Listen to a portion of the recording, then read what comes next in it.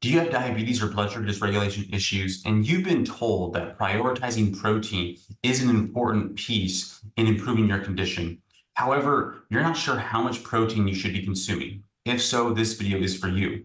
In it, we'll review how much protein I argue is optimal, not only for overall health, but improving our blood sugar metabolism based on the latest research. Hi, my name is Jeremiah. I'm a registered dietitian, and I've been studying health and wellness for over a decade now. I help adults suffering from blood sugar dysregulation issues, things like diabetes, prediabetes, and low energy levels. I hope you enjoyed today's content. So first and foremost, what is protein? Protein is one of four macronutrients. You have protein, carbohydrates, fats, and then alcohol. But protein is an essential nutrient, and it's necessary for a variety of things that go on in the body. First, structural. So protein is going to obviously make up our muscles. It's going to make up a variety of tissues, organs, even our bone. And a type of protein called collagen protein is the most abundant protein actually within the bone. We think about calcium, phosphorus, and other minerals, but by and large, by volume, it's made up of protein. And it actually is important. Enough protein is important for optimizing bone mineral density. Then for protein, the amino acids play a huge role in immune function, so creating antibodies, immune cells, etc. You also require amino acids to create enzymes. And so enzymes, these can be digestive enzymes and other enzymes throughout the body that allow the body to function the way it's supposed to. And lastly, neurotransmitters, various transporters throughout the body, messengers, antioxidants, believe it or not. These things, amino acids, are responsible for even facilitating detoxification. So all those roles I just mentioned are related to improving blood sugar metabolism and diabetes, but let's focus on a few. First and foremost, sufficient protein is important for optimizing muscle mass. And without sufficient protein, especially as one ages, you're more susceptible to a condition and developing a condition called sarcopenia, which is the loss or the wasting of muscle mass as one ages. And this naturally occurs.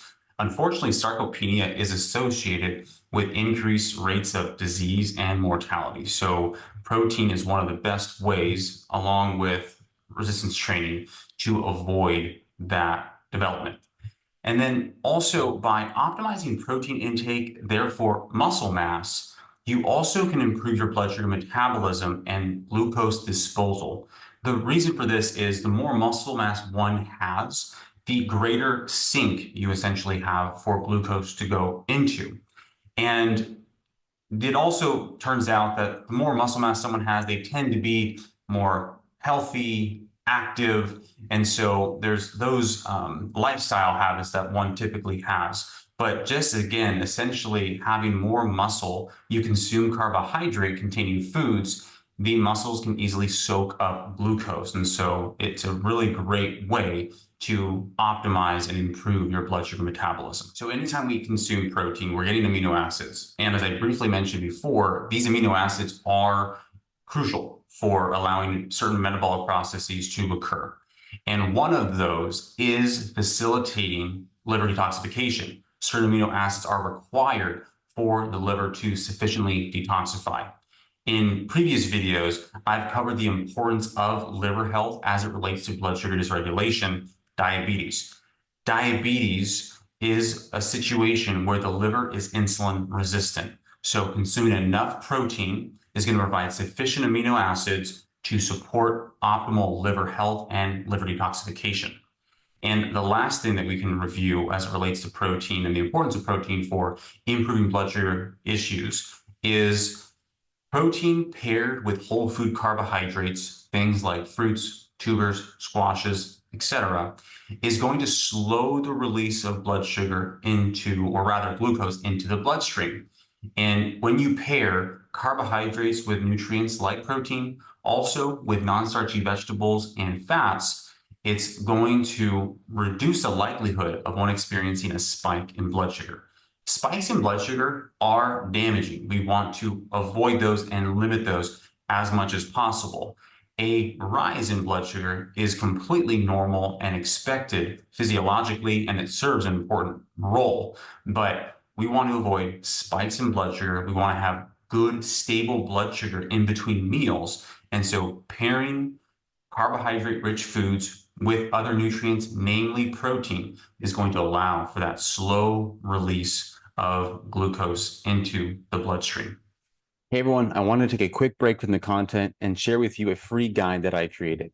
It's titled 5 Steps to Improving Your Blood Sugar Metabolism. In it, you're going to find a lot of practical information that you can begin implementing today to start changing the way that your body uses glucose in the cell. And if you checked out any of my previous videos, this is what I believe is the primary culprit that's driving blood sugar metabolism issues like type 2 diabetes and prediabetes. You're going to get specific information going over the importance of protein, the types of protein to consume, and how to even calculate how much protein should you be having on a regular basis. The quality of carbohydrates you should be including in your diet.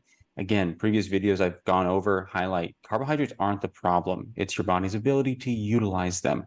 However, quality of carbohydrates, quality of food do matter. And so in this guide, you'll find information on the carbohydrates, certain fats that we want to avoid or limit, and the others that we want to include and prioritize, along with a lot more information. You'll be able to find the link to download this guide in the description below. So let's get on to protein needs and the amounts that we should be having. So currently the recommended daily allowance, or the RDA, from the Food and Nutrition Board for protein is 0.8 grams per kilogram of body weight per day. However, many nutrition and aging researchers and experts argue this amount is much too low and it's not conducive to maintaining muscle mass as one ages, nor is it ideal for optimal health. Essentially just the bare minimum to avoid malnutrition or protein malnutrition. So as I previously mentioned, one of the benefits of sufficient protein is for muscle health. We want to not only be able to build muscle, but maintain it as we age versus losing it or experiencing suffering from sarcopenia. Having this in mind helps us establish a minimum amount of protein to facilitate that muscle hypertrophy, which is muscle building, and stimulate muscle protein synthesis. So the paper that we'll look at today is a systematic review, meta-analysis, and meta-regression from 2020. And the authors found that protein intakes past 0.72 grams per pound of body weight per day did not contribute to any further muscle gains or increases in fat-free mass, coupled or when it was paired with resistance training. So if you did consume more protein than that, you weren't gaining more muscle as a result. So the bare minimum that, or rather the maximum that one needed to optimize muscle hypertrophy and muscle mass gains was 0.72 grams per pound of body weight. There was no benefit of going higher. You may think because this study is looking at healthy individuals who are resistance training, that it's not relevant to most of us. However, I disagree and believe it actually is relevant to everyone. I want all individuals that I work with to be as healthy as possible, to age and move well, which means participating in some form of exercise, namely resistance training, even if it's one time per week, is going to be essential for optimizing their health. Therefore, the minimum amount of 0.72 grams per pound of body weight for protein intake is my recommendation for everyone that doesn't have kidney disease or another condition that warrants protein restriction. So this means if someone is eating 3 meals per day, you would aim for around 0.24 grams of protein per pound of body weight per meal. And if you weigh 160 pounds, this comes out to around 38 grams of protein per meal. There may be circumstances where slightly higher protein intakes might be warranted, but this is likely not necessary for an extended period of time, as it can negatively impact acid-base balance. We want enough protein in our diet that it can be utilized for essential functions, such as building and maintaining lean tissue muscle mass, but we don't want it to unnecessarily be oxidized for energy or cause acid-base balance issues. Based on the literature, this is why I've landed on 0.72 grams per pound of body weight for protein.